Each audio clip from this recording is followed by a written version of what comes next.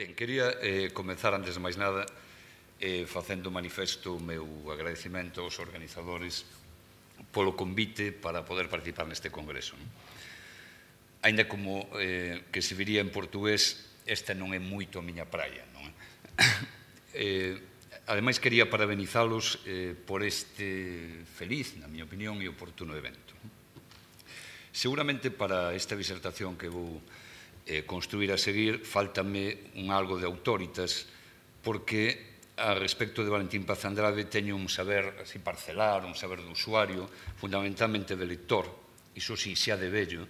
Eu recordo que cando tiven acceso á obra que fundamentalmente me centrarei, o ensaio de Valentín, o magnífico, xa digo de antemán, ensaio de Valentín Paz Andrade sobre a galicidade na obra de Guimarães Rosa, naquel momento en que saiu eu accedín a él, xa coñecía Guimarães Rosa, xa o tiña lido tamén parcelarmente, e teño que recoñecer que quedei gratamente sorprendido porque me abriu unha serie de horizontes sobre Guimarães Rosa que naquela altura, cosas que eu non coñecía, e ademais porque a posteriori teño comprobado que Valentín Paz Andrade estaba a la paz sobre todo o que se facía naquele momento, sobre todo o que se tiña publicado sobre Guimarães Rosa.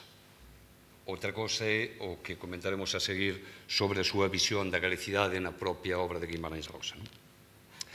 Xa no caso de Guimarães, si xa teño un saber un pouco máis de enxeñeiro, se queren, ou de especialista, aínda que así por falar da maneira lixeira que decía Blanchot, tamén nese caso os termos se inverten, porque me superpoño tamén como leitor de Guimarães Rosa. Desexo tamén, como de rigor, explicitar a miña satisfacción por un duplo motivo. En primeiro lugar, por compartir esta sesión cos meus compañeros de mesa e con outros intervinientes que virán a continuación, e, en segundo lugar, por poder falar da obra, eu creo que é de rigor que o diga de principio, dun home, dun intelectual e dun galego, a quen é dos poucos, eu creo que todos e todas os galegos debemos e galegas debemos coñecer, en este sentido, e de resaltar a pertinencia deste congreso, e a quen, sen dúbida, todos os galegos e todas as galegas debemos estar recoñecidos, tanto polo seu tan teimoso e plural labor como pola súa xenerosa e exemplar trayectoria, que sin calquera grandielocuencia pontificante, cosa que é de agradecer, sempre obedeceron ao obxectivo basilar de ter Galiza como tarefa, que era o título desa famosa obra e da que se ten falado aquí tamén.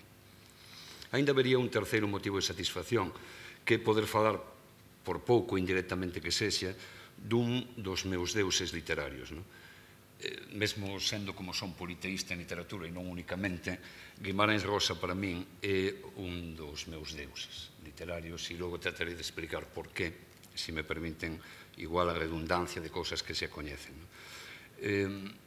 Outro escritor mineiro, o grande Carlos Drummond de Andrade, ten unha anotación diarística no ano 56 con relación a Guimarães Rosa nesta medida que estou eu comentando, que di que nunca vi un metro para medir poeta e que para el as cualidades e os temperamentos diversos permiten que nunca haxa unha capacidade de admirar excluinte e que evite o confronto.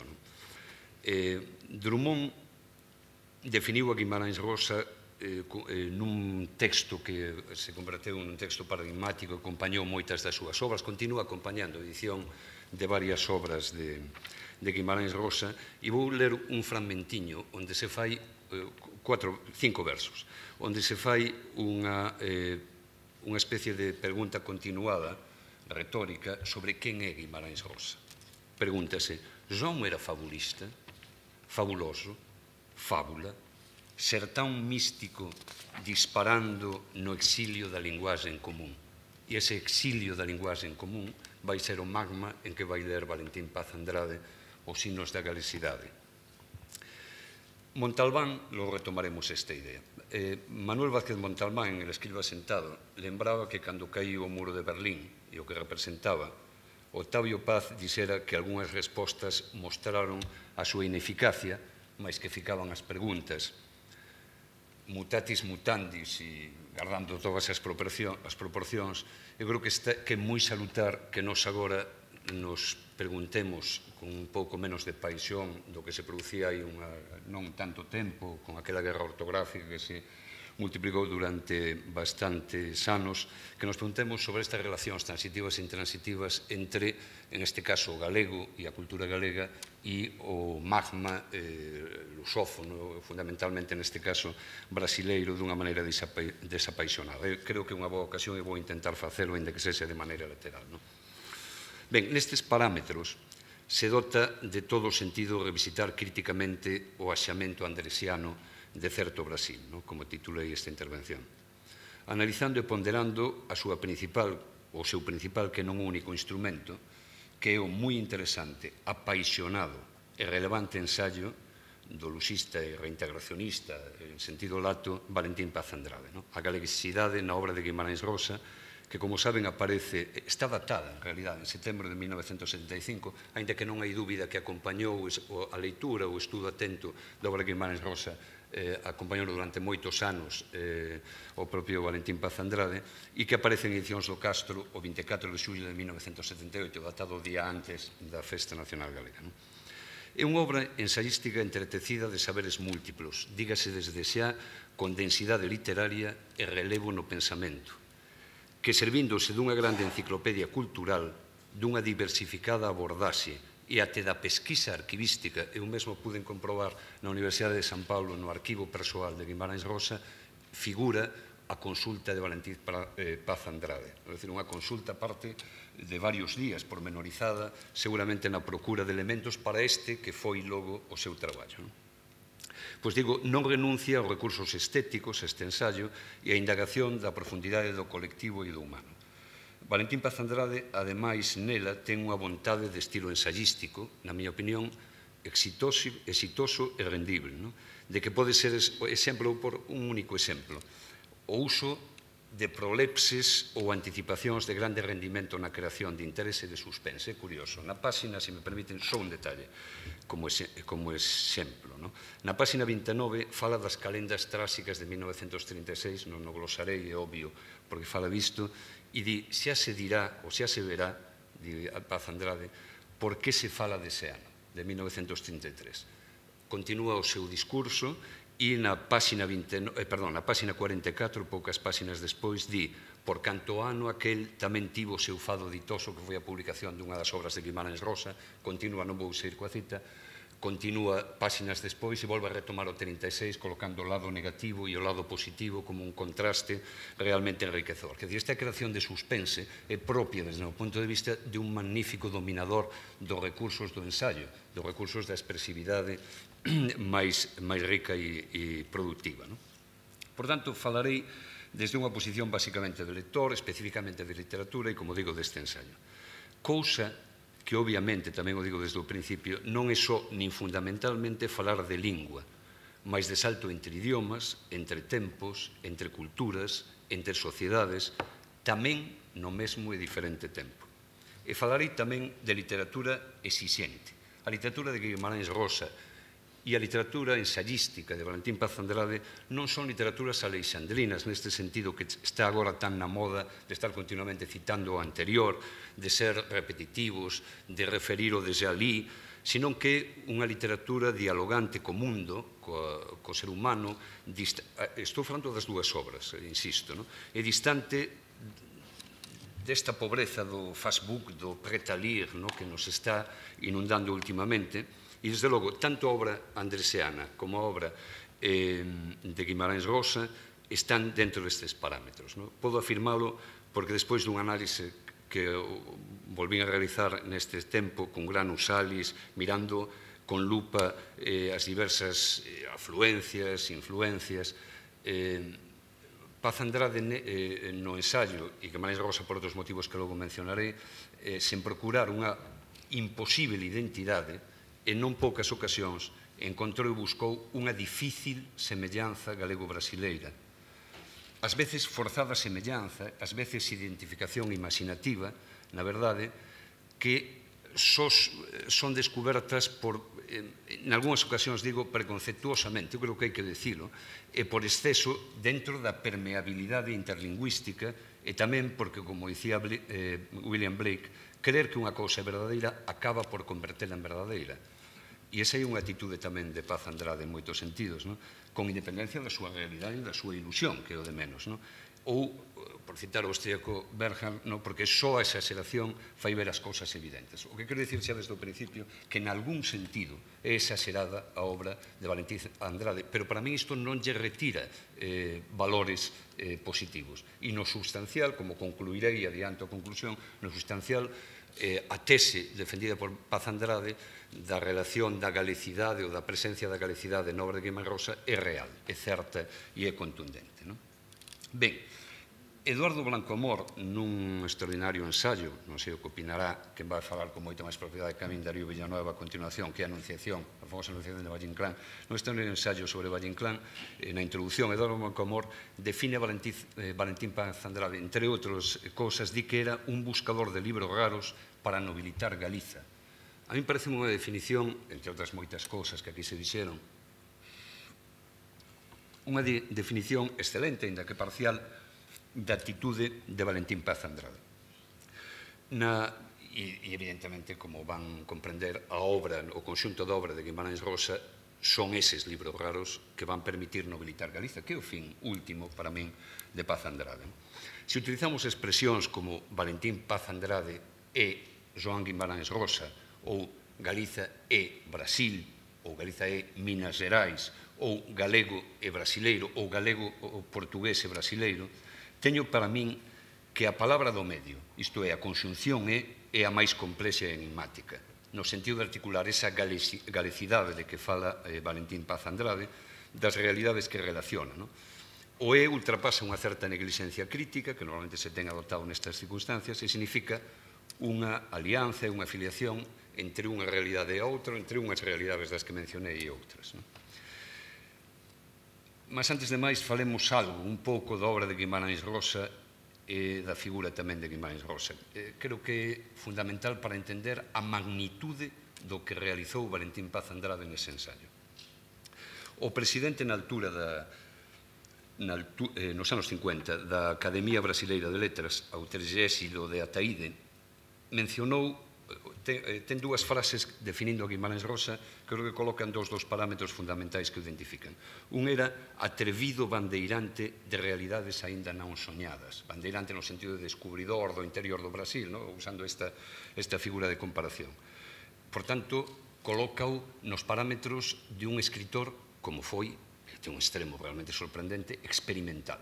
E, en segundo lugar, fala de que unha das figuras cardeais da literatura contemporánea brasileira e non só, afirma el. Isto é, colócao a Guimarães Rosa como un clásico no sentido tradicional da teoría da literatura, dun perpetuum mobile en continuo proceso de crecimento. É verdade, hoxe, tantas décadas volvidas desde o seu falecimento e desde o coñecimento e difusión da súa obra, continúa sendo un dos autores centrais non da literatura brasileira, senón da literatura tout court, é dicir, da literatura en sentido xeral. Tamén Paulo Ronay, do que logo falarei aquí máis, como saben, o introductor do ensaio de Valentín Paz Andrade, aparte unha introducción breve, un limiar breve, pero realmente significativo, un húngaro nacionalizado brasileiro, o máximo difusor de Guimarães Rosa no Brasil e o máximo defensor. É dicir, xeracións e xeracións de brasileiros introducíronse en Guimarães Rosa a través da seleta da súa obra, que publicou Paulo Ronay, ademais íntimo amigo de Guimarães Rosa e, como saben, amigo do propio Valentín Paz Andrade, logo faremos referencia a isto, fala de que Guimarães Rosa é un reaccionario da lingua, en sentido positivo, que volve a raíces ao de atrás, que non quere modificar a lingua e que a mira para atrás. Di que faz resucitar as palabras mortas e retorna a origen das palabras limpas. Creo que poden perceber perfectamente por onde quero ir. É dicir, ese é o punto de partida que vai ter Guimarães Rosa para facer esa analoxía, ese paralelismo, ese levantamento dos elementos da galecidade no conxunto da obra do mineiro, do autor mineiro. Pois ben, decía antes, Guimarães Rosa é un autor super autoconsciente, que non teño xa unha adxetivación máis excesiva, pero créame, o máximo que podan imaginar, aí está. É dicir, tanto unha autoconsciencia da súa escrita, do seu oficio como escritor, que case o converteu nunha cousa sagrada para ele, ao longo de toda a súa vida. E os seus libros son, por tanto, libros raros. O que falábamos antes que decía Blanco Amor, son libros impresionantes e inesgotables, por expresiva e lingüísticamente recreados e por significativamente codificados, como logo tratarei de explicar. Frases de Guimarães Rosa que falan por si mesmas e non vou glosar aquí por falta de tempo. Di Guimarães Rosa: somente renovando a lingua é que se pode renovar o mundo. Porque o lema que utiliza o autor é: a linguaxe e a vida son unha coisa só. E porque o propio autor decía tamén que coa súa lingua prosoemática entre a prosa e a poesía, que non acaba de ver onde están os límites, traducía, de novo, palabras textuais, os novos territorios do sentir, do pensar e da expresividade, nunha comprehensión aprofundada do idioma nacional.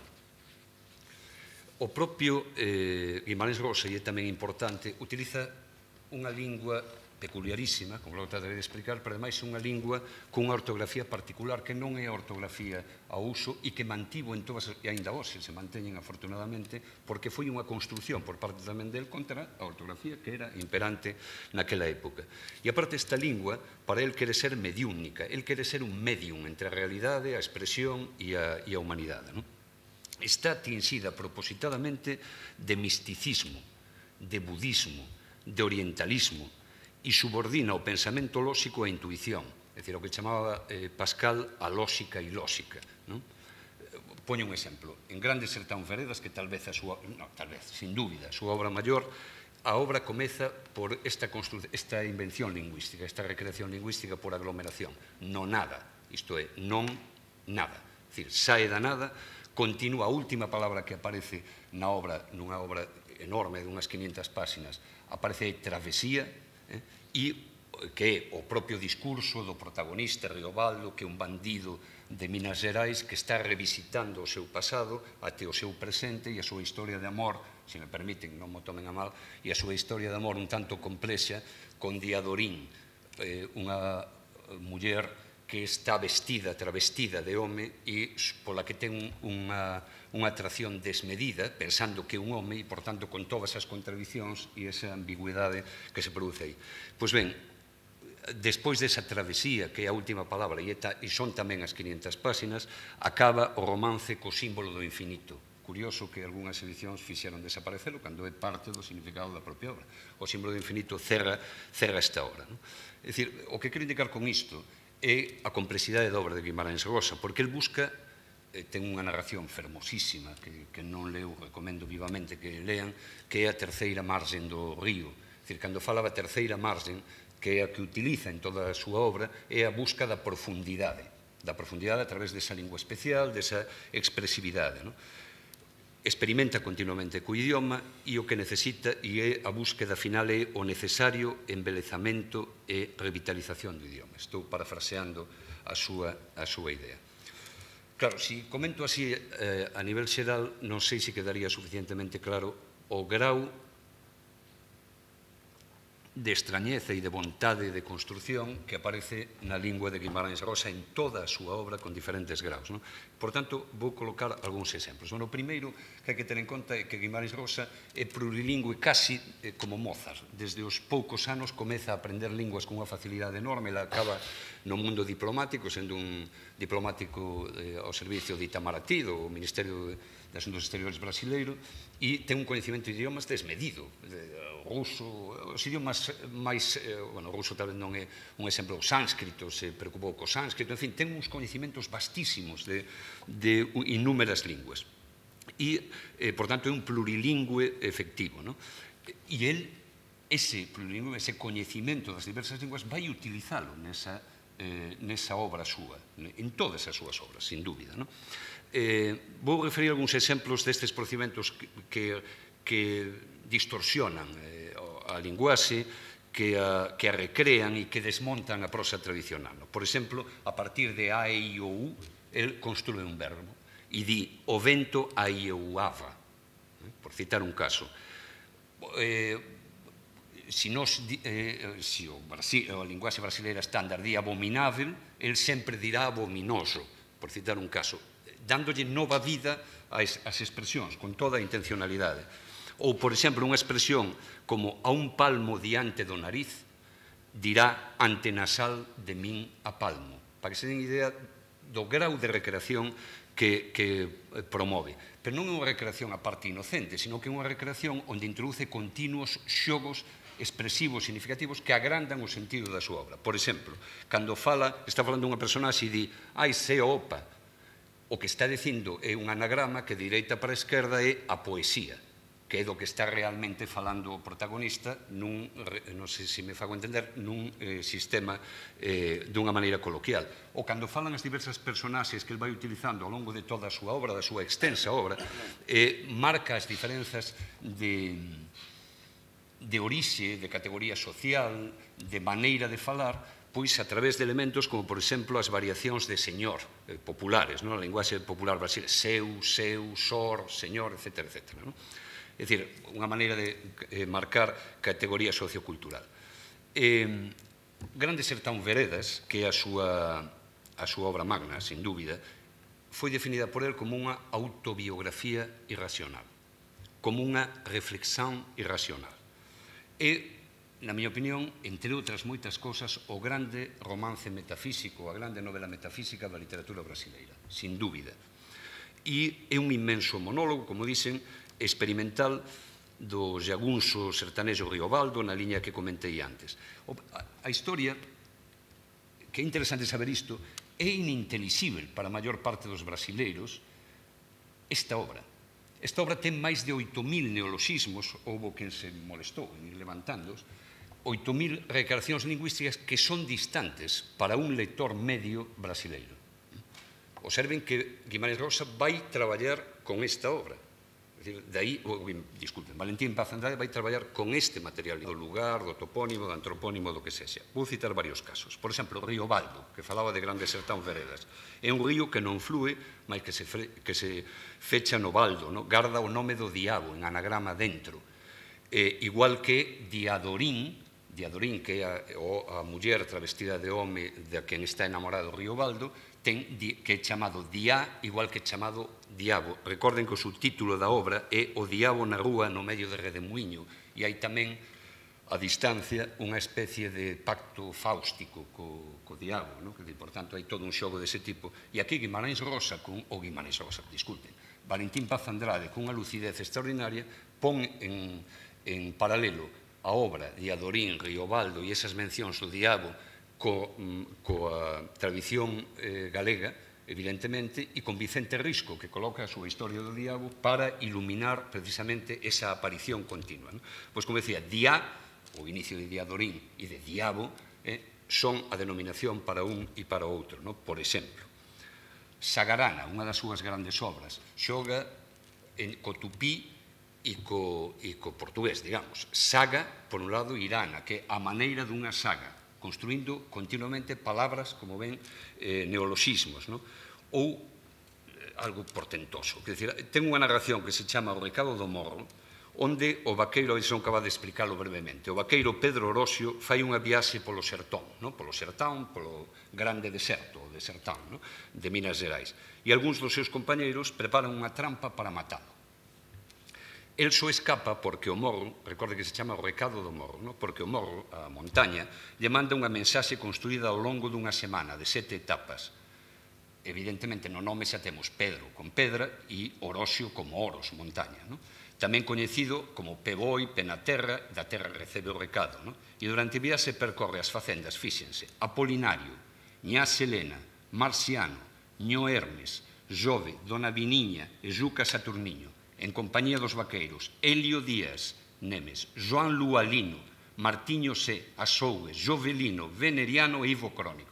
De que está falando en realidade? Cando se ven así, en conxunto, do que está falando é de Apolo e o Sol, de Selene e a Lúa, de Marte e Mercurio, e Hermes, de Xúpiter, de Venus, de Saturno, de Cronos, dos días da semana, e está referíndose non como é no portugués estándar, sino como é noutras linguas E, ademais, logo, as atitudes en cada unha desas facendas son as correspondentes a cada un deses deuses. A beleza, a festa, a guerra, o comercio, o poder, a fartura, o amor, o tempo, etc. Fíxense que grau de complexidade, e estou falando dunha narración dunhas 15 páxinas, é capaz de introducir Guimarães Rosa con toda a consciencia e toda a intención só a partir dos nomes. Non me resisto a mencionar dous casos máis, van permitirme, disfruto con estas cosas, e pronto, como teño audiencia, pois, mire, en Burití, que é outra narración, Burití, como saben, é unha palmeira pequena, que é a que caracteriza precisamente as veredas. As veredas son as partes, se me permite a simplificación, os oasis dentro do sertán, as zonas máis bizosas, por iso grande sertán, veredas. Pois ben, o Burití é a palmeira típica, unha palmeira pequena, típica destas zonas. Ben, pois na narración, Burití, todo xira en torno dun individuo enormemente viril que ten unha capacidade de relación coas mulleres absolutamente extraordinaria, e o nome do personaxe é Lindoro Mauricio Faleiros. Recorden que o nome científico da palmeira Burití é Mauritia vinífera, por iso Mauricio, pero que todas as mulleres con quen se relaciona son todas nomes de plantas, Dionelia, Leandra e Alsina. E as relacións que mantén Burití con cada unha desas plantas corresponde á relación que mantén o Burití real, a palmeira, con esas plantas. Incrível, quer dizer, a capacidade que ten de codificación de realidades outras, a maiores, do que podemos ler nunha simple tal. E comentáballes un último exemplo. E acabo e paso a Valentín Paz Andrade, que é o centro desta comunicación. Na narrativa Cara de Bronce tamén, para falar de si mesmo, utiliza un personaxe que chamase Moimexego. Moimexego é moi, me, ich ou ich, en alemán, coa pronuncia alemana ou austríaca, e ego. É dicir, 5 maneiras de eu en diferentes linguas, co que está falando de si propio. Moimexego, moi, me, etc. E, ademais, hai uns comentarios a pé de páxina que fai un tal Soares Guiamar, que é un anagrama do propio Guimarães Rosa, obviamente. É dicir, aí teñen outro exemplo máis. Ben, deixo por aquí isto. Entón, esta é a complexidade coa que se enfrenta Valentín Paz Andrade. É dicir, hai que darlle a dimensión que teñen as cousas. Se non ten claro isto, non ten claro os grandes resultados que consegue e tamén o relativismo do que consegue Paz Andrade. A hipótese central de Valentín Paz Andrade, que comenta no prefacio, na permisa ou na raíz, na parte introductoria, é entre a influencia, a identidade e a afluencia, como dixo Paulo Ronay no Limiar, simplificando sería o seguinte: consistiría en que a modalidade lingüística do portugués do interior de Minas Xerais é arcaizante e, en consecuencia, cando Guimarães Rosa a utiliza recreándoa, reinventándoa, no sentido etimolóxico tamén de reencontrala, na súa escrita, a partir das esencias, acaba confluindo co galego portugués ou co galego miñoto. E fago un comentario. Fíxese que utiliza o termo galesidade ou galecidade. Paz Andrade tamén, cando fai esas referencias, fainas dunha maneira vaga, non fala exactamente en moitas ocasións do galego, sino que fala do galego miñoto, fala da Galicia, non fala tanto do galego, aínda que tamén en moitas ocasións do galego actual. E a partir de aí van permitirme, porque seguramente é unha obra coñecida, que a conclusión de Valentín Paz Andrade, en que coincide cos grandes estuosos posteriores a él, é que, a diferencia dos modernistas brasileiros dos anos 20, Guimarães Rosa non a brasileira a lingua, senón que a galeguiza, que a portuguesiza no sentido de que a aproxima da lingua dos descubridores. Esta é a hipótese dos descubridores portugueses que, digamos, trouxeron unha lingua norteña, que é dicir, entre a quen e alén Miño, é do que está falando, esa zona Ribeira Miñota e tal. A partir de aí, en fin, a parte, van permitir que resuma, a parte de facer unha introducción, como dixen, a Guimarães Rosa, a súa obra e a súa figura e a trascendencia que ten absolutamente extraordinaria para o momento, vai desenvolver non só aspectos lingüísticos, senón aspectos etnográficos, aspectos culturais, e vai servirse de todo tipo de posibilidades. Tamén para que nos demos unha idea de altura do ensaio de Guimarães Rosa, de Paz Andrade, vai servirse do estruturalismo sosiriano, da mitocrítica de autores como Bachelard, da socioloxía identitaria aplicada dun Gilberto Freire ou dun Aurelio Buarque de Holanda, reinterpretando o sentido da cultura brasileira, da mitoloxía, o concretismo e o formalismo poético de Haroldo e Augusto de Campos, da etnoloxía dun Levi-Strauss, que é curioso, o himnólogo francés Lévi-Strauss chámalle, repréndeo, en Triste Tropique. Aparte, é curioso, que o coñeza, é das poucas reservas que se lle fixeron a esta obra, que é unha obra extraordinaria no meu punto de vista, pero que, sin embargo, o propio Lévi-Strauss consideraba unha obra que fixo por encargo, que non lle interesaba para nada, etc. Entón, dille, claro, con toda evidencia, di Lévi-Strauss que, a ver se o encontro, teño anotado aquí, permíteme, sí, por exemplo, que elementos como as figas, os habanos da lareira ou a peneira, di Lévi-Strauss, son claramente indígenas. Di Lévi-Strauss, de orixe indígena, claro. Non, se coñecese, grosso modo, se coñecese a nosa cultura, se vería que as figas, que a peneira, etc., que o habano para o lume, que son parte da nosa cultura de sempre, que foron levadas polos descubridores, etc., etc., etc., non? Pero non se queda aí, que non se queda, porque non é aparte unha utilización, digamos, superficial, sino el vai mencionando todos estes autores que citei, pero vai utilizándoos con pleno sentido, Paz Andrade, non? Pero non se queda aí. Utiliza tamén outros elementos que ás veces teñen pasado desapercibidos. As ilustracións da obra non son ocasionais. É obvio porque, por exemplo, compara a Potí é un dos grandes ilustradores e dibuixantes brasileiros que foi o ilustrador de cabeceira das obras de Guimarães Rosa. Calquera que ve unha obra de Guimarães Rosa verá o estilo Potí. Pois ben, Potí reproduce Valentín Paz Andrade un dibuixo que aparece en Sagarana de Potí que é da Noite de San Xoán e utilízao para comparalo con Castelao, coa Noite de San Xoán dibuixada por Castelao, colocando un paralelismo que é evidente na propia imaxe, facendo análise tamén das imaxes. Ou, por exemplo, non únicamente isto, senón que reproduce varias fotografías da pintora e fotógrafa anglo-brasileira Sheila Maurín Viciliat, exactamente igual, para, comentando, facer a extrapolación para nós, para o noso. Fai tamén comparacións e analoxías literarias con Joyce, con Beckett, con Neruda, con Borges, con Sardouí, con Valle Inclán. Por exemplo, Valle Inclán é dos máis citados, como Castelao, obviamente. E Valle Inclán, no conto Retábulo de San Nunca, de Guimarães Rosa, contanos Valentín Paz Andrade nestas historias, di: hai un mendiño errante chamado Cristieleixo, e di el, podería ser tirado do retábulo valleinclanesco, cousa que ten razón, polo propio nome, etc., etc. E así continuamente, Curros, Rosalía, pero tamén é un grande coñecedor da literatura brasileira, Coello Neto, Euclides da Cunha, Guillerme de Almeida, obviamente, o seu amigo, Drummond, Ariano Suassuna, que ten unha cultura vastísima e ten unha capacidade de interpretación realmente exemplar.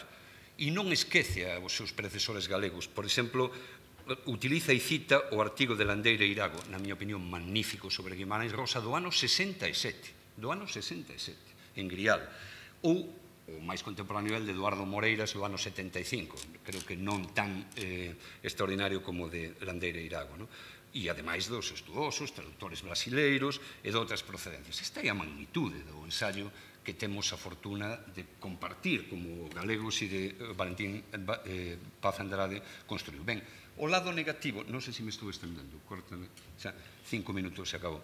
O lado negativo calé é que en moitas ocasións, bueno, negativo daquela maneira, utiliza tácticas, como non podía ser, suxeridoras, equívocas, discutibles, sinuosas, non? É dicir, vou resumir en que argumenta Zoc e Razoaz argumento, non?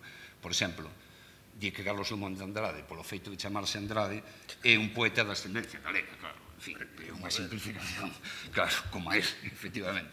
Ou que afirmando que os descubridores eran portugueses con mestura de galegos. Pero claro, ese galego, que significa?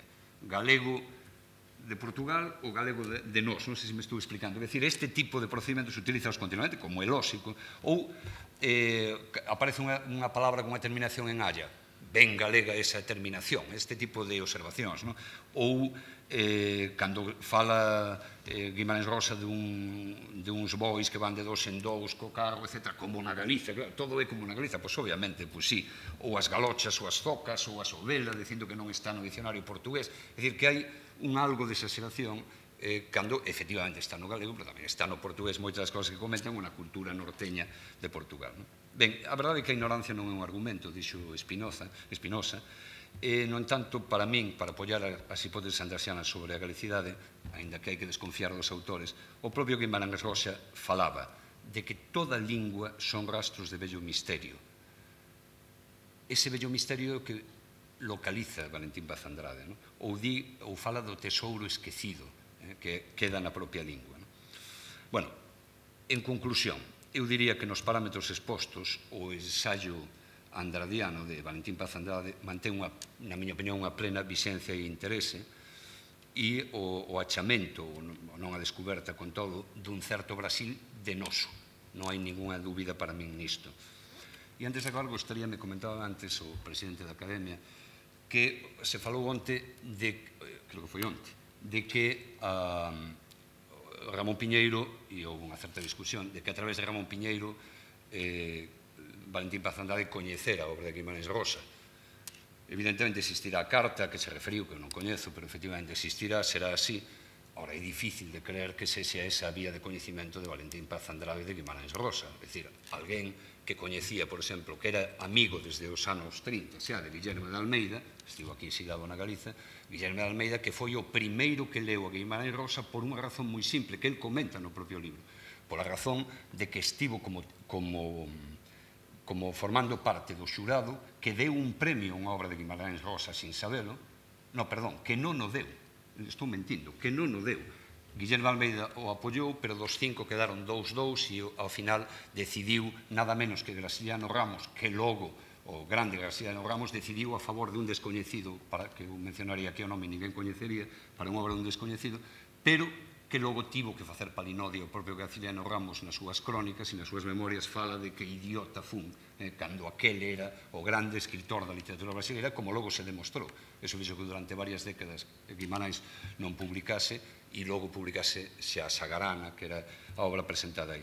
Pero claro, o propio Valentín Paz Andrade fala de que el coñeceu a existencia de Guimarães Rosa a través das críticas francesas, da obra francesa. En fin, e outra serie de elementos que eu creo que nos levan a pensar o Paulo Ronay, que é o grande difusor e amigo de Guimarães Rosa. En fin, hai unha serie de elementos que iso. Bueno, espero non ter simplificado en exceso a cuestión. Disculpen a amalgama aí extraña de un discurso heteróclito e quedo a súa disposición para aclarar, na medida das miñas escasas posibilidades, o que considera necesario.